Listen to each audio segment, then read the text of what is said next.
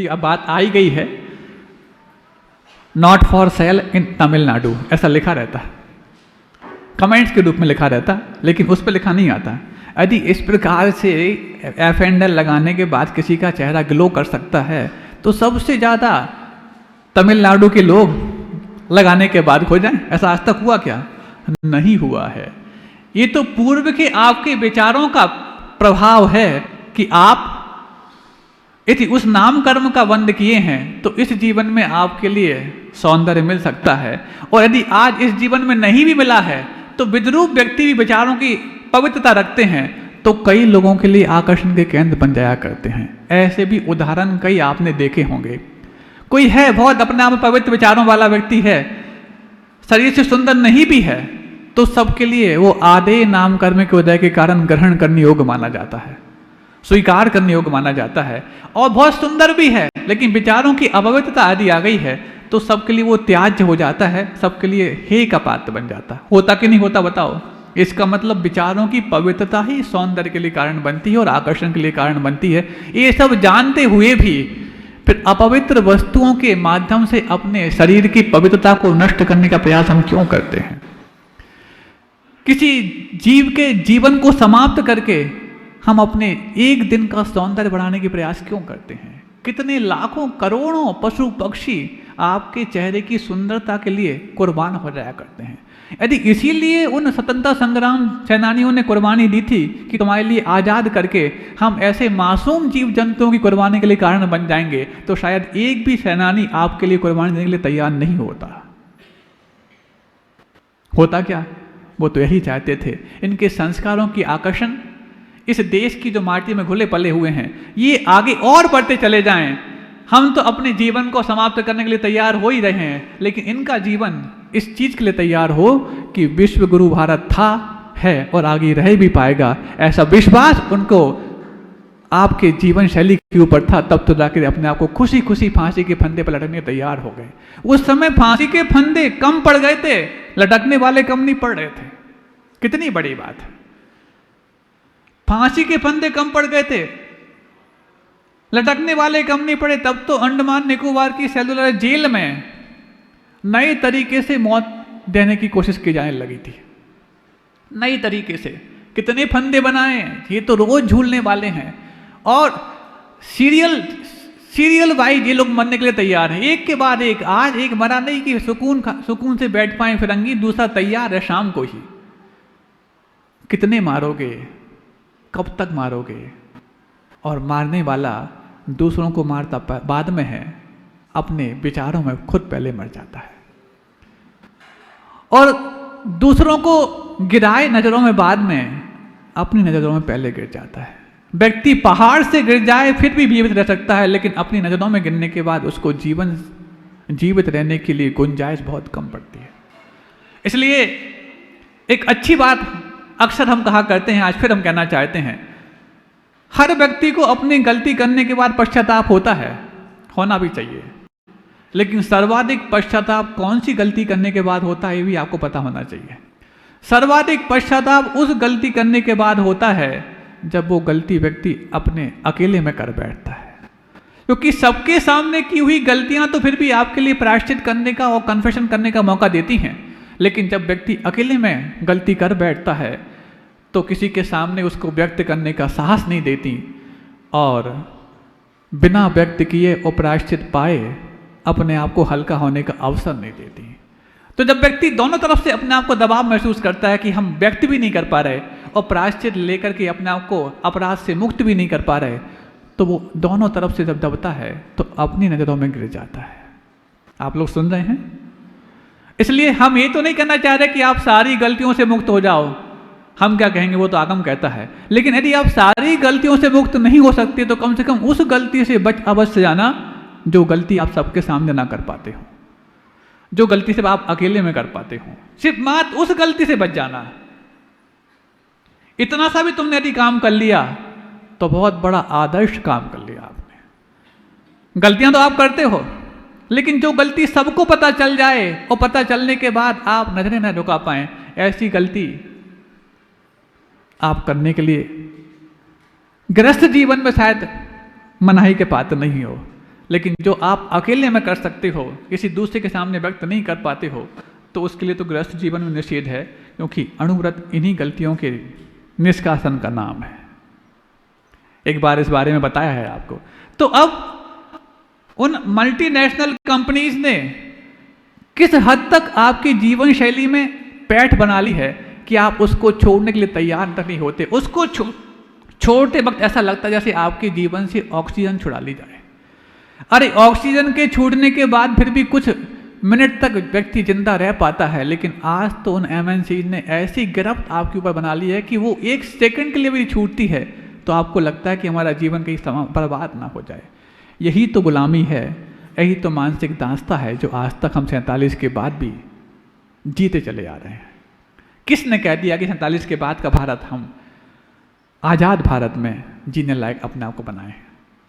अब जब वो HLL हो, चाहे और कौन कौन सी कंपनीज हैं आपके, ब्रिटानिया हो, तमाम तरह की कंपनीज का नाम लेकर किसी कंपनी को बदनाम करने का हमारा उद्देश्य नहीं है, लेकिन जिस गुलामी के द्वारा आपके लिए अनऑफेंसिव, ओल्ड फैशन क्रिमिनल पर्सन और द स्लेव्स, ये जो अपशब्द कहे हैं इंडियन होने के नाते, क्योंकि इंडियन शब्द के ही ये अर्थ है कि पुराने ढर्रे का अपराधी व्यक्ति, पुराने ढर्रे पे चलने वाला दास व्यक्ति, अपराधी, दास, गुलाम, ये इंडियन शब्द के अर्थ हैं। और जब इंडियन शब्द के ये अर्थ होते हैं तो आप अपने आप को इंडियन कहलाने में गौरव कैसे महसूस कर सकते हैं? लेकिन फिर भी we are Indian, I love India, ऐसा जो बोलते हो, वो भी किस दिन बोलते हो? जब स्वाधीनता दिवस को मनाते हो। स्वाधीनता दिवस मनाते व्यक्ति पराधीनता के शब्दों को बोलकर फक्र महसूस करना, एक कितनी बड़ी गुलामी की दास्तां है। बताओ, बोलते कि नहीं बोलते? कुछ दिनों से अब ये फिजा चली है कि भारत के लोग अपने आप को भारतीय और अपने देश को भारत कहलाने में गौरव महसूस करने लग गए हैं। और इसमें भी एकमात्र कारण है इस विश्व के गौरव आचार्य गुरुवंशी विद्यासागर जी महाराज का आशीर्वाद। यदि उन्होंने ये मुहिम नहीं चलाई होती तो किस दिमाग में एक कीड़ा भार हो पाता कि हमें अपने देश को अब भारत बनाना है, इंडिया को त्यागना है। और जब जब गुरुदेव ने कोई भी मुहिम अपने विचारों में अंजाम दी है, तभी से वो चीज पूरे विश्व में हलचल मनाने के लिए पर्याप्त हो गई है। कोई भी विचार हो, चाहे वो भाषा का विचार हो, चाहे वो भारत को भारत करने का विचार हो, चाहे वो हथकरघा का विचार हो, चाहे अन्य कोई बहुत सारे विचार, कभी मौका मिलेगा तो एक एक विचार के बारे में आपको एक एक दिन लगाने का तैयार रहूंगा। लेकिन आज तो संक्षिप्त में कहना चाहता हूं, जिस वर्ष गुरुदेव ने जब हथकरघा की बात छेड़ी, उसी वर्ष आपके प्रधानमंत्री मोदी ने ये बात कहनी शुरू कर दी थी, khadi for fashion, khadi for nation. उसी वक्त मोदी ने यह कहा कि खादी में है करोड़ों लोगों को रोजगार देने की ताकत। अब ये पूछना चाहते हैं, क्या खादी के बारे में भारत पहले से जानकार नहीं था? क्या था? खादी तो भारत की फिजा में घुली हुई चीज है, लेकिन लोग पहले इसके बारे में क्यों नहीं जानते थे? क्योंकि इस फिजा को ऊंचाई देना, उन्नति देना हर व्यक्ति के बस की बात नहीं थी। और जिसके बस की बात थी, जैसे ही उसने अपने जहन में वो विचार अंजाम दिया, पूरे देश में वो तरंगें हर अंतरंग में बैठ गई। और उसी वर्ष फेमस फैशन डिजाइनर, जिसका नाम आप शायद जानते होंगे, ऋतु बेरी, नाम जानते हैं, क्योंकि फैशन शो आप बहुत देखते हैं, फैशन वीक भी आप देखते हैं। उस ऋतु बेरी ने उसी वर्ष सारे अपने जो मॉडल किए वो सब खादी में, हथकरघा के वस्त्रों में किए। कितनी बड़ी बात है! हथकरघा के बने वस्त्रों में, वो खादी से बने हुए वस्त्रों में ही सारे मॉडलिंग किए उस वर्ष, क्योंकि उसी वर्ष गुरुदेव ने ये नारा दिया था, अब भारत को भारत के रूप में लौटाना है तो हथकरघा को वापस लाना है। जिस वर्ष गुरुदेव ने मातृभाषा की बात कही, आप हैरान हो गए। उसी वर्ष देश की सबसे बड़ी परीक्षा, जिसको आप यूपीएससी बोलते हैं, उस यूपीएससी परीक्षा से अंग्रेजी की अनिवार्यता खत्म कर दी गई। इंग्लिश तो उसमें अभी भी है, लेकिन अनिवार्यता खत्म कर दी गई। क्यों? क्या इसके पहले इस बात की किसी ने कोशिश नहीं की थी? क्या इस चीज की आवश्यकता महसूस नहीं की थी? क्या की होगी? लेकिन विश्व स्तर पर किसी भी बात को जोर तभी दिया जा सकता है जब जिस व्यक्ति का जोर हर दिल पर चलता हो, जब वो विचार अपने जीवन में लाता हो। और वो हर दिल पर जोर चलाने वाला एकमात्र शख्स है आचार्य विद्यासागर जी महाराज। धरती पर भी उतना जोर चला तो आज स्वर्ग में भी उनका उतना ही बोलबाला होगा। जिस भी स्वर्ग में होंगे वो वहाँ पर मुखिया के रूप में अपनी बात को, अपने विचारों को, देवताओं को संस्कार बनाने के लिए तैयार कर रहे होंगे। वो तो प्रकाश स्रोत हैं, जहाँ पहुँच जाए वहाँ अंधकार भागता है। अंधकार को भगाने के लिए कभी अंधकार को उलझना नहीं पड़ता कि उठाओ फावड़े भर करके और तसला भर के अंधकार को बाहर फेंको। अरे एकमात्र प्रकाश का स्रोत वहाँ पहुँच जाए, अंधकार दबक करके भाग जाता है। भले ही कितने वर्षों का, कितने महीनों का अंधकार क्यों ना रहा हो, लेकिन एक सेकंड का उजाला भी उसको भगाने के लिए पर्याप्त होता है।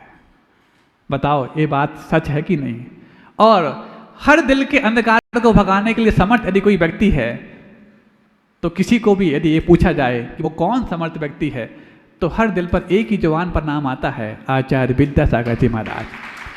अब एक बहुत अच्छी बात हम कहना चाह रहे हैं आपसे कि जब हर दिल में प्रकाश भरने की कुवत गुरुदेव विद्यासागर जी महाराज में है, तो आपके जीवन के कर्मों के अंधकारे, दुखों के अंधकार और कठिनाइयों के अंधकारों को दूर करने का एकमात्र उजाला है आचार्य विद्यासागर जी महाराज। तो आप एक विशेष बात करना चाह रहे हैं सभी महिलाओं से और पुरुषों से। बहुत सारी पूजा पाठ आप करते होगे, अभिषेक शांतिहारा करते होगे, लेकिन सारी पूजन में करते वक्त तुम्हारी कितनी विशुद्धि बढ़ती होगी, कितना मन लगता होगा हमें नहीं मालूम। लगता भी होगा, लगना भी चाहिए, लेकिन आचार्य विद्यासागर जी महाराज की पूजन करने में मन कैसा लगता है, बिना लगाए लग जाता है। तो यही तो आपकी विशुद्धि का सबसे बड़ा कारण है और यही तो आपके पुण्य को बढ़ाने का सबसे बड़ा स्रोत है। एक बात कहना चाहते हैं, तुम्हें यदि अपने पुण्य की परवाह है कि नहीं बताओ? तब तो पूजन पाठ करते हो, तब तो आवश्यकों का पालन करते हो, लेकिन जिस आवश्यक के पालन करने से तुम्हारा पुण्य तुरंत बढ़ जाता हो, ऐसे गुरुदेव आचार्य विद्यासागर जी महाराज की पूजन करने में से लेट मत आना, समय पर आना, क्योंकि एकमात्र वही शख्स है जो तुम्हारे पुण्य को बढ़ाने में सबसे बड़ा कारण है। और ये पूजन करने का सौभाग्य यदि सामूहिक रूप से आपको प्रतिदिन मिल रहा है, लेकिन तुम लोग यदि पूजन के बाद यहाँ आते हो तो अपने पुण्य की कितनी बड़ी हानि करते हो। बताओ, तुम भले ही 4 पूजा करके वहां से आती हो, कितनी विशुद्धि बढ़ाती हो कि हमें नहीं मालूम, लेकिन एक मात्र 10 मिनट की पूजा आचार्य विद्यासागर जी की कर लोगे तो सारी पूजाओं पर भारी वो आचार्य विद्यासागर महाराज की पूजा पड़ जाए। महाराज हमने 4 पूजा करने का नियम लिया है, अच्छे से निभाना हमारा आशीर्वाद है, लेकिन गुरुदेव की पूजा करके देखना, हमारे आशीर्वाद के बगैर भी तुम अपने जीवन में उन्नति पाने लग जाओगे। ऐसे कई स्थानों पर उन्होंने प्रयोग देखे हैं, कई स्थानों पर देखे हैं। और जिंतूर वालों को तो 4 महीने का ग्रीष्मकाल मिलने के बाद जब उनको और आशा थी और अपने की तमन्ना थी कि एक चातुर्मास और मिल जाए, तो उनको हमने यही मूल मंत्र दिया था, कुछ नहीं करो, गुरुदेव विद्यासागर जी महाराज से तुम्हें चातुर्मास यदि चाहिए है तो मात्र उनकी भक्ति करो। डोंगरगढ़ जाके करो तो अच्छी बात है, नहीं कर पा रहे तो अपने जिंतूर में रह के करो। और वाकई में उन्होंने मात्र 15-20 दिन भक्ति की, वहां से संकेत आ गया कि आपको चातुर्मास जिंतूर में ही करना है। इतनी पावरफुल भक्ति है गुरुदेव की आपके पुण्य को बढ़ाने के लिए, लेकिन तुम्हारा पुरुषार्थ कई बार कमजोर पड़ जाता है। अरे महाराज आके बैठ जाएं, गुरुदेव की पूजन प्रारंभ हो जाए और तुम लोग अपने कामों में लग रहे, कितना बड़ा अपने आप में एक पुण्य की हानि का एक संकेत है ये। अपने पुण्य की हानि करोगे क्या? अपने पुण्य को बढ़ाओगे क्या? कितने लोग बढ़ाएंगे बताओ? हाथ उठा करके बताओ। पड़ोसी के देख के हाथ उठाने वालों, पुण्य अभी हटा लिया तुमने। खुद को यदि गुरुदेव के लिए तुम्हारे जीवन में थोड़ा सा भी स्थान है तो गुरुदेव की पूजा प्रारंभ होने के पहले हम यहां पर आएंगे। कितने लोग तैयार हैं बताओ? जिनके जीवन में और जिनके दिल में आज भी गुरुदेव जीवित होंगे वही आ पाएंगे। सुन रहे हो? महाराज बच्चों को स्कूल भेजना पड़ता है, यही कहना चाह रहे हो ना? तो यदि आप स्कूल भेजने के बाद आना चाहते हैं तो स्कूल की टाइमिंग ऐसे आपके, या तो 9 बजे का टाइम है या फिर 7:30 का टाइम है, 8 का टाइम तो वैसे भी नहीं है। और पूजन प्रारंभ होती है 8:05 या 8 बजे से। आ सकते हैं, आसानी से आ सकते हैं, बशर्ते कि सारे काम पहले निपटा लें। जब शांतिहारा का समय फिक्स होता है तो सारे काम निपटाने के बाद पहुंचते कि नहीं पहुंचते? शांति धारा करते वक्त जितनी विशुद्धि बढ़ती है, मुझे लगता नहीं कि आचार्य जी की पूजा करते वक्त उतनी विशुद्धि नहीं बढ़ती होगी। नहीं बढ़ती क्या? तो सोचना क्यों पड़ रहा है? और बढ़ती है तो हर बढ़ती उम्मीद को ये चीज समझनी चाहिए कि हमारे जीवन में है पुण्य का सबसे बड़ा वरदानी हाथ यदि हो सकता है तो गुरुदेव आचार्य विद्यासागर जी महाराज की पूजन के रूप में। और कुछ लोग ऐसे हैं पूजन किए और चले जाते हैं, जो कि व्यवस्था कर रखी है आपने घर पर सुन लेंगे अब तो। हाँ, अरे पूजन करना ये हमारा कर्तव्य है कि आपका कर्तव्य है? देव पूजा किसका आवश्यक है बताओ? हाँ, श्रावक का। लेकिन तुम्हारे आवश्यक में उत्साह भर पाए, ऊर्जा भर पाए, आनंद आ पाए तो हम भी आके बैठ जाते हैं गुरुदेव की पूजन में। जबकि हम तो गुरुदेव की पूजन सुबह करके ही आते हैं भक्ति के रूप में। 5:45 बजे हम गुरुदेव की पूजन कर लिया करते हैं, लेकिन आपकी पूजन में शामिल होने इसलिए आते हैं कि ताकि आपका उत्साह भर पाए। और आपके उत्साह बढ़ाने के लिए हम आए और आप अपना उत्साह बढ़ा के चले जाओ। कितनी बड़ी अपने आप में संस्कारहीनता है। सुन रहे हो? जो पूजन करने के बाद चले जाते हैं तो वो सिर्फ मात्र पूजन में मनोरंजन करने आए थे, पुण्यवर्धन करने नहीं आए थे। क्योंकि जो आपके लिए यहाँ आके बैठ गए हैं वो तो अभी भी बैठे हैं। आप लोग की बात नहीं कर रहे, कहीं और की बात कर रहे हैं, क्योंकि आप लोग तो बैठे अभी भी हैं। जो आके चले जाते थे बोल रहे हैं हम, उनके लिए समझना चाहिए ये तुम्हारी सही मेहमान नवाजी नहीं है। मेहमान तुम्हारे घर पर आए और तुम छोड़ के चले जाओ, अगली बार आएगा? तो ऐसा कर ले वो मेहमान कि अगली बार तुम्हारी पूजन में ना आए, तुम पहले कर लेना उसके बाद आएगा। तुम कल से पूजन कर लेना, उसके बाद मेहमान आएंगे आपके यहाँ, चल जाएगा? महाराज वैसे तो हम गुरु जी की पूजन गुरु जी के चित्त को देख करके कर सकते हैं, कर लेते हैं, अपने चित्त में देख करके कर सकते हैं, कर लेते हैं। लेकिन जब गुरुदेव की कोई रचना सामने बैठी होती है तो उसको देख करके पूजन करने में आनंद आता है, इसलिए तो आपके सामने कर लिया। लेकिन रचना तो सामने बाद में भी बैठी रहती है, फिर तुम्हारे दिमाग में कौन सी रचना करने लग जाती है? उसी रचना का नाम बिहू रचना है, जो कर्मों की बिहू रचना है। तो हम बात कर रहे थे उन एमएनसीज कंपनी की, उस एमएनसीज की बात कर रहे थे कि कैसे हद तक तुम्हारे दिमाग पर जकड़न पैदा करती है।